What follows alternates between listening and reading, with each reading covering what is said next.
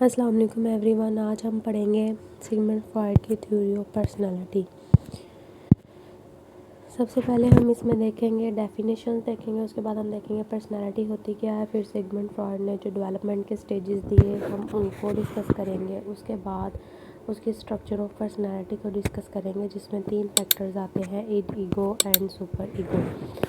Sigmund Freud is considered to be the father of psychiatry. सिगमंड फ्रॉइड को psychiatry का फादर कहते हैं, मॉडर्न फादर कहते हैं, क्योंकि इसने ज़्यादातर काम किया था।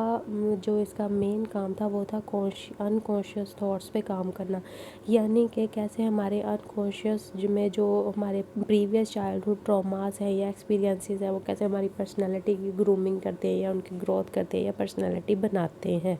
इसी सिलसिले में उसने ये सारा काम किया था, इसलिए उसको बहुत ज़्यादा इसने काम किया था, इसलिए उसको फादर भी कहते हैं साइकेट्री का। और दूसरा इसने एक टर्म दी थी साइको एनालिसिस। आज हम इसकी पर्सनालिटी थ्योरी को डिस्कस करेंगे। सबसे पहले देख लेते हैं हम कि पर्सनालिटी होती क्या है। The adult personality emerges as a composite of early childhood experiences based on how these experiences are conscious and unconsciously processed within human development stages and how these experiences shape the personality। यानी कि वही बात आ जाती है, childhood experiences कैसे हम unconscious और कॉन्शियस एक्सपीरियंसेस कैसे ह्यूमन डेवलपमेंट करते हैं और कैसे पर्सनालिटी बनाते हैं।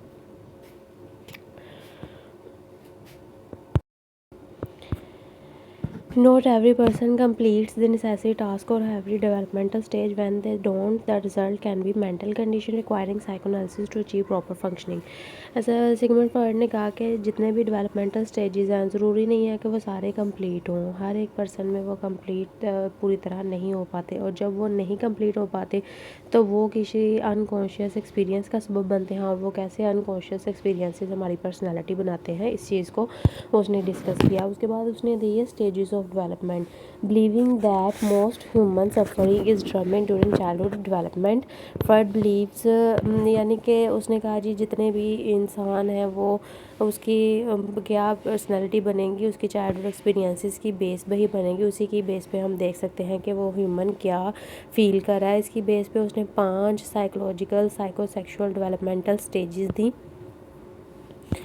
जैसे जिसमें आती हैं ओरल, एनल, फैलिक, लेटेंसी भी इसमें आती है और जेनिटल आती है। सबसे पहले हम देख लेते हैं ओरल स्टेज को। ओरल स्टेज में क्या आता है, अगर तो ओरल स्टेज में आएगा पहले 1.5 साल तक की जो बच्चे की उम्र है, 0 से लेके 1.5 ईयर्स तक की एज को ओरल स्टेज आती है। अगर तो बहुत फोर्सफुल फीडिंग है, क्या है ओरल सकिंग है बच्चा करता है ना, इसके अलावा तो कुछ नहीं करता, या रोता है या सकिंग जो भी है वो ओरल ही होगा। तो ओरल में अगर तो बहुत ज़्यादा फोर्सफुल फीडिंग है उसकी, तो ओरल उसमें बड़े होके क्या आएंगी, उसमें बड़े होके जो फिक्सेशन आएगी वो है ट्रस्ट और डिपेंडेंसी। और अगर अंडर फीडिंग कराई है तो ट्रस्टिंग और डिपेंडेंसी आएगी, और अगर ओवर फीडिंग है तो एग्रेसिव होगा, डोमिनेटिंग होगा। नेक्स्ट स्टेज है एनल स्टेज, यानी कि 1.5 साल से लेके आगे 3 साल तक की एज, जिसमें हम क्या कराते हैं बच्चे की, इस एज में टॉयलेट ट्रेनिंग होती है। अगर तो टॉयलेट ट्रेनिंग बहुत ज़्यादा हार्श है तो उसमें बड़े होके क्या चीज़ें आएंगी, टायर्डनेस आएगी, ऑब्सेसिवनेस आएगी, मीन और स्टबर्न होगा। और अगर तो टू मच रिलैक्सिंग है, टू मच मतलब लैक्स है, तो उसमें क्या आएगा, बड़े होके जो फिक्सेशन आती है वो है, टाइटनेस आती है, जेनरोसिटी आती है। Next stage is phallic and genital. हमें साथ साथ इसको नेक्स्ट जो तफसील बताई हुई है इधर से भी पढ़ते जाते हैं।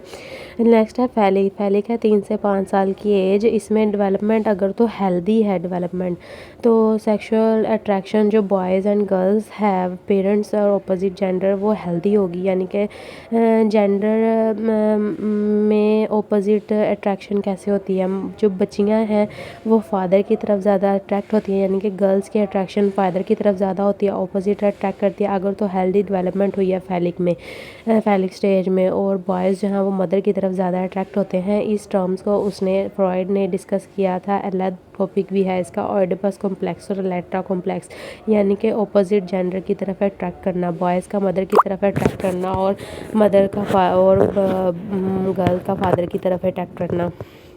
नेक्स्ट स्टेज है latency, 5 to 12 years of age, 5 से 12 साल तक की एज का है ये स्टेज है। Development of healthy dormant sexual feeling for opposite sex.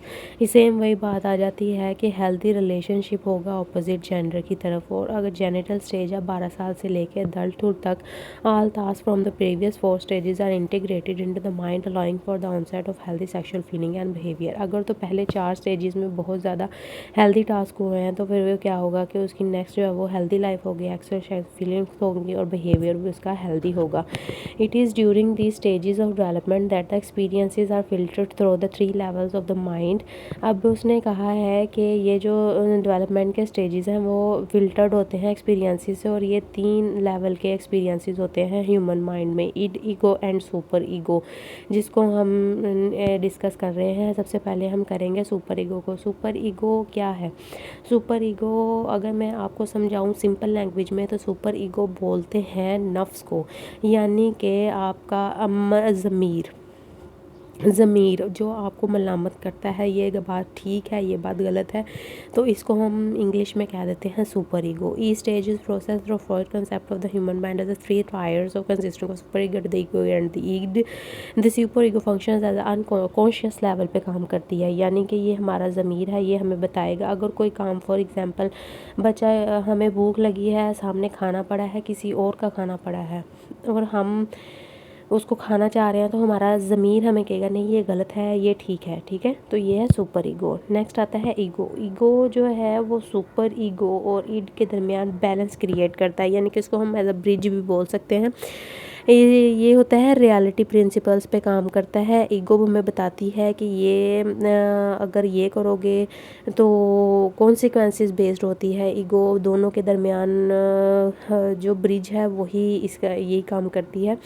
Originally Freud used word ego to mean a sense of self. पहले उसने इसको सेंस ऑफ सेल्फ का नाम दिया था, यानी कि अपने आप को पहचानना, लेकिन बाद में फ्रॉइड ने इसको बहुत तफसील में एक्सप्लेन किया कि a set of psychic functions such as judgement, tolerance, reality testing, control, planning, defence, synthesis of information, intellect functioning and memory, ये सब कुछ जो है वो ईगो करती है कि वो हर एक चीज़ का उसका जजमेंट भी करेगी, इसमें क्या क्या चेंजिंग है, टेस्टिंग, कंट्रोल, प्लानिंग भी करेगी, डिफेंस भी करेगी, इन्फॉर्मेशन भी देगी, इंटेलेक्चुअल फंक्शनिंग भी होगी और मेमोरी भी होगी। Next is ईड। ईड हम बोलते हैं रियलिटी प्रिंसिपल, रियलिटी ये होती है प्लेयर प्रिंसिपल पे काम करती है ईड, यानी कि ईड रियलिटी ईद प्लेयर प्रिंसिपल पे काम करती है। फॉर एग्जांपल इसकी मैं दूँ, हमें ये बेसिक ड्राइव होती है। फॉर एग्जांपल खाना सामने पड़ा है तो बेसिक ड्राइव क्या है, भूख लगी है खा लो, ये हमें नहीं बताएगी, कॉन्सिक्वेंसेस नहीं बताएगी कि क्या खाना चाहिए या नहीं, ये प्लेयर प्रिंसिपल होता है, ठीक है। तो ये 3 स्टेजेस थे स्ट्रक्चर ऑफ पर्सनालिटी दिए थे फ्रॉइड ने, जिसकी बेस पे साइको, उसके बाद इसने एक फ्रॉइड ने ट्रीटमेंट का प्लान बनाया था साइको एनालिसिस, जो कि बहुत सारे सालों तक यूज़ होता रहा है। साइको एनालिसिस को मैं आपको तफसील से अलग लेक्चर में पढ़ाऊँगी इंशाल्लाह। बाकी अल्लाह हाफिज़। अगर किसी को समझ नहीं लगी तो कमेंट सेक्शन में पूछ सकता है। शुक्रिया।